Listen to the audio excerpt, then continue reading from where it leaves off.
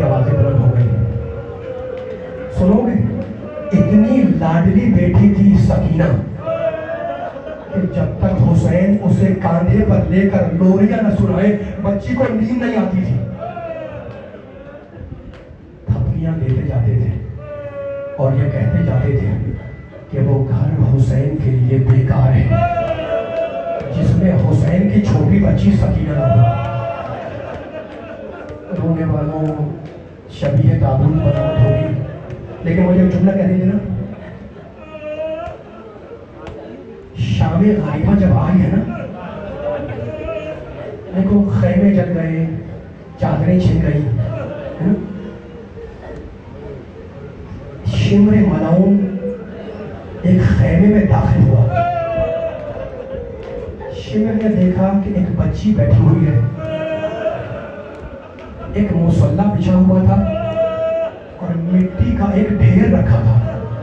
پوچھا تم کون ہو؟ کہا میں حسین کی بیٹی ہوں. کہا یہاں کیا کر رہی ہو؟ کہا اپنے پاپا کا انتظار کر رہی ہوں. کہا یہ مصلی کیوں بچھا ہوا ہے؟ کہا میرا پاپا واپس آئے گا، نماز عصر پڑھے گا. کہا یہ مٹی کا ڈھیر کیسا ہے؟ کہا تجھے نہیں معلوم 3 دن سے ہمارے خیموں میں پانی نہیں ہے، میرا بابا واپس آ کر تیمم کر کے نماز پڑھے گا.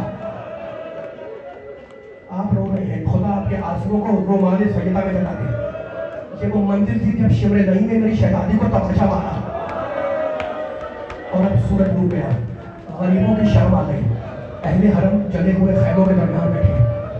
ایک مرتبہ 2 علی کی بیٹیاں بچوں کی نگرانی کر رہی ہیں، شہزادی زینب، شہزادی ام کلثوم.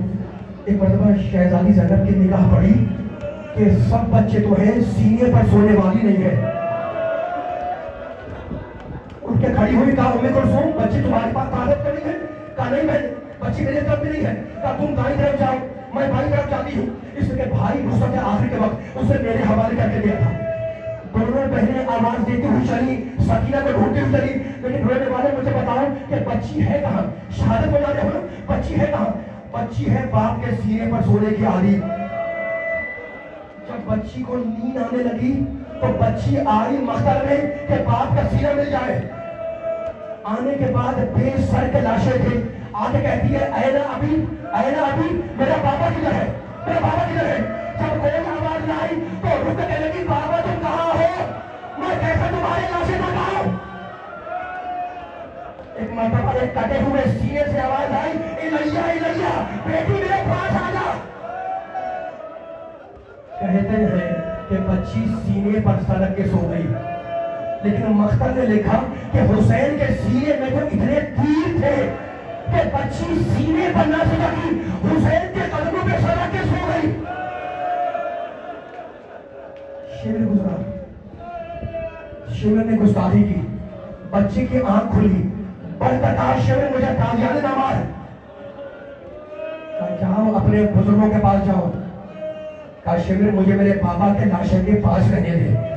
اب شمر نے ڈانٹا، کہا جاؤ سکینہ اپنے بزرگوں کے پاس جاؤ، چھوٹے بچے جنگلوں میں لاشوں کے قریب راتیں نہیں گزارتے. بچی ہونے لگی، بچی ہونے لگی. کہتی شمر مجھے میرے بابا کے لاشیں کے پاس رہنے دے، مجھے 3 تمنائیں پوری کرنا ہے. شمر گھبرا گیا، کہا وہ 3 تمنائیں کیا ہے؟ کہا میری پہلی تمنا یہ ہے کہ میرا بابا پیاسا مارا گیا، میں سلار سے پانی لاؤں گی، بابا کے کٹے ہوئے گلے پہ ڈالوں گی.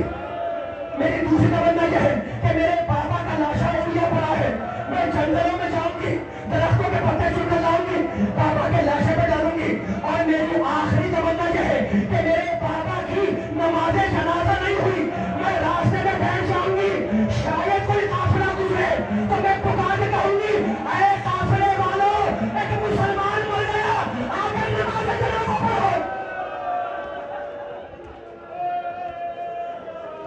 جب قافلہ میرے نشان نہ کرنا، خدا آپ کے قدم میں رحم کرے، خدا آپ کی کرسی سے مجھ فرمائے.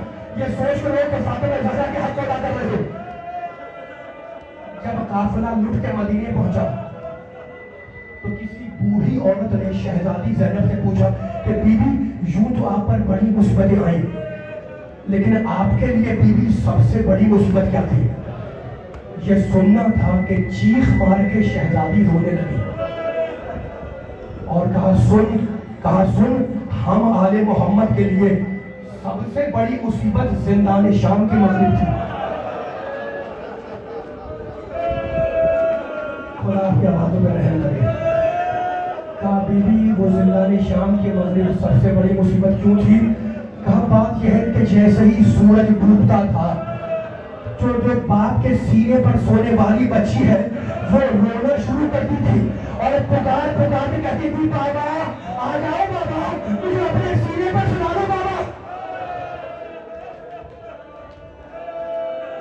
ایسی کسی لمحے میں ایسی کسی رات میں شہزادی زینب سو رہی ہے. بچی تماچے کھا کر سو رہی ہے. ایک مرتبہ شہزادی زینب نے اپنے سر پر کوئی ہاتھ محسوس کیا. ہاتھ پر ہاتھ رکھا, دیکھا چھوٹا سا ہاتھ ہے, تاریکی ہے, اندھیرا تھا. کہا بیٹی کیا تلاش کر رہی ہے؟ کہا پھوپھی اماں میں اپنے بابا کو تلاش کر رہی ہوں. کہا بیٹی تیرا بابا تو مارا گیا؟ کہا نہیں پھوپھی اماں نہیں, میرا بابا بھی یہی تھا. اور پھوپھی اماں میرا بابا اکیلا نہیں تھا, ان کے ساتھ ایک بزرگ تھے, ان کے ساتھ ایک خاتون تھی. اور پھوپھی اماں میرے بابا نے تعارف کرایا تھا کہ بیٹی یہ تیرے دادا حیدر کرار ہے, یہ تیری دادی فاطمہ زہرا ہے. بچی کا جملہ سنے, خدا پہ پتہ کرے. پھوپھی اماں میری دادی نے مجھے اپنی گود میں بٹھلایا تھا, میرے سر پہ ہاتھ پھیرا تھا اور مجھ سے پوچھا تھا بیٹی تیرے کانوں کا درد اب کیسا ہے؟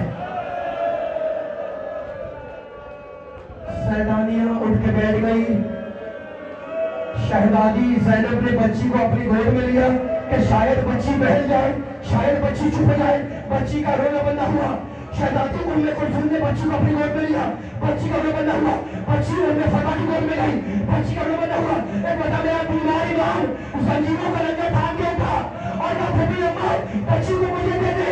حسین کی یتیمہ سجاد کی گود میں آئی. مختار نے دیکھا کہ سجاد نے تھپکیاں دی